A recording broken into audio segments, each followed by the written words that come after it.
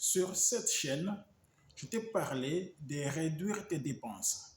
Sur cette même chaîne, je t'ai parlé de faire des épargnes, d'investir pour gagner ta vie, pour avoir la liberté financière, pour avoir un certain équilibre financier qui te permettra de vivre décemment, de vivre comme tu rêves de vivre comme tu le veux. Aujourd'hui, je vais te parler des investissements qui ont été faits depuis des millénaires par les hommes et qui n'ont jamais rapporté un seul sou à quelqu'un. Nombreux l'ont toujours fait dans toutes les années, dans toutes les générations. Nombreux ont pratiqué ces investissements et n'y ont rien gagné, mais le comble, c'est que personne ne le dit aux gens et on continue à commettre les mêmes erreurs. Voici les 12 investissements à ne jamais appliquer. Ne mets jamais ton pied dans ces investissements dont je vais te parler aujourd'hui. Le premier investissement est celui qu'on appelle les carpe diem. Mangeons et buvons car demain nous mourrons. Certaines personnes ont du mal à croire qu'elles puissent travailler, qu'elles puissent connaître la difficulté, qu'elles puissent fournir beaucoup d'efforts, gagner des biens, gagner de l'argent, faire une fortune et partir un jour en les léguant à quelqu'un d'autre. Ils n'ont pas ce réflexe de saisir le bonheur, le plaisir, la joie de se procurer des choses et d'en faire bénéficier aux autres, à sa descendance, à sa famille, à ses enfants, aux orphelins ou à d'autres personnes, aux inconnus.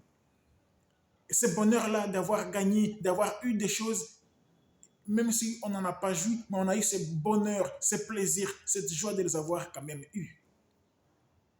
Je vais te dire une chose simple. Avant de te mettre à investir dans ton estomac, va d'abord voir c'est à quoi ressemble ce qui sort de ton ventre. Après, tu me diras si ça vaut la peine de le faire. Deuxième mauvais investissement, les voici, c'est d'investir dans les concubines, les maîtresses. Ça va te ruiner et tu n'y gagneras rien du tout à part 5 choses. La première chose, la perte d'énergie inutile. La deuxième chose, la perte de ton honneur.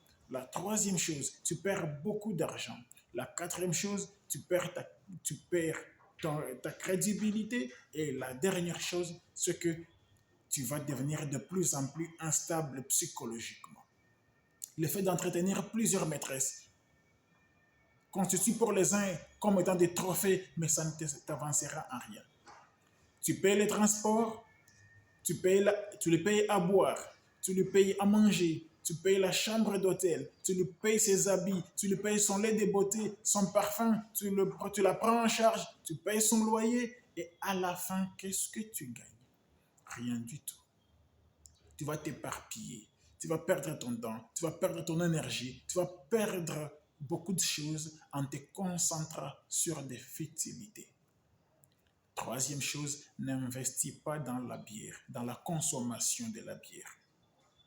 Le fait de te retrouver chaque soir après le service rendu avec un cartel de copains, des buveurs, des grands buveurs, vous consommez jusqu'à des heures tardives et puis tu rentres chez toi tous les jours comme ça.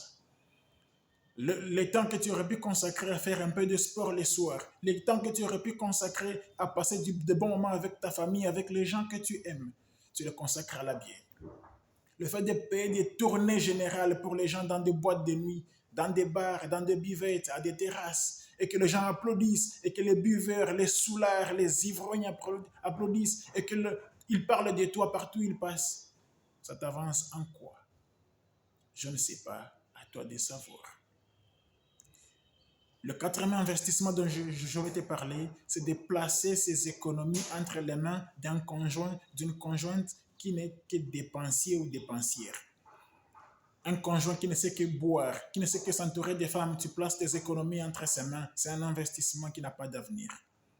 Tu places ton investissement entre les mains d'une conjointe qui ne pense qu'à se procurer des bijoux, des habits de luxe. Tu as commis une grosse erreur.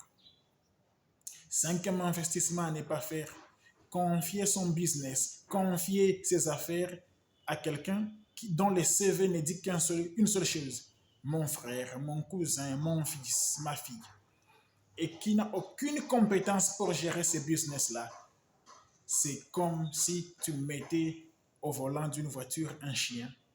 Tu sais ce qui va se produire après. Sixième investissement à ne pas faire, c'est celui-ci. C'est de remplir son compte en banque de jour en jour. Tu accumules de l'argent dans ton compte en banque pendant une décennie, pendant 2 décennies, c'est une très bonne chose. La banque te fera des intérêts, des miettes par rapport à tout ce que la banque gagne avec ton argent.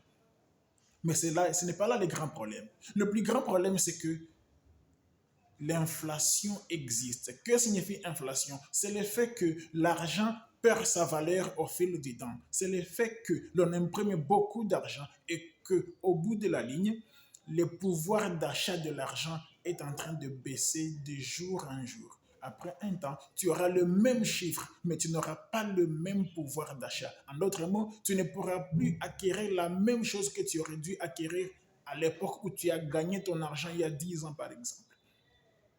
Investis bien ton argent. La septième chose à ne pas faire, c'est de garder ton argent dans ton matelas, dans le mur chez toi. J'ai vu des gens ont commencé un deuil puisque leur maison a brûlé. L'argent était dans le mur, l'argent était dans le matelas. Certains sont tombés en pamoison lorsqu'ils ont appris qu'un cambrioleur est passé chez eux. Il a apporté le matelas. Or, c'est dans leur matelas qu'ils gardaient toutes leurs économies.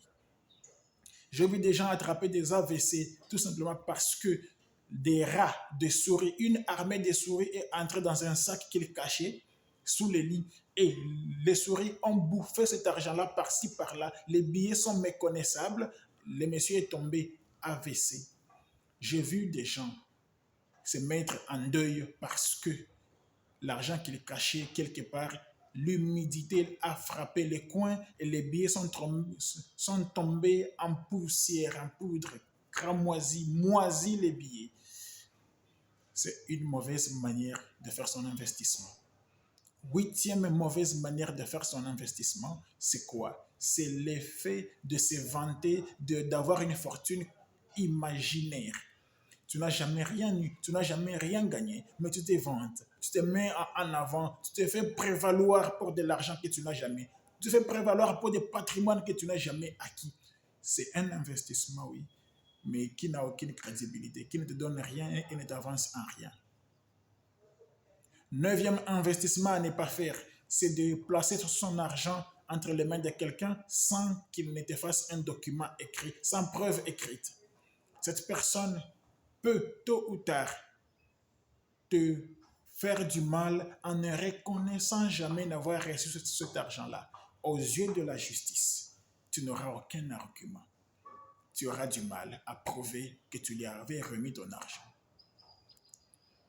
Le point suivant, c'est celui-ci, à ne jamais faire, c'est d'avoir des investissements dont ignore ta famille.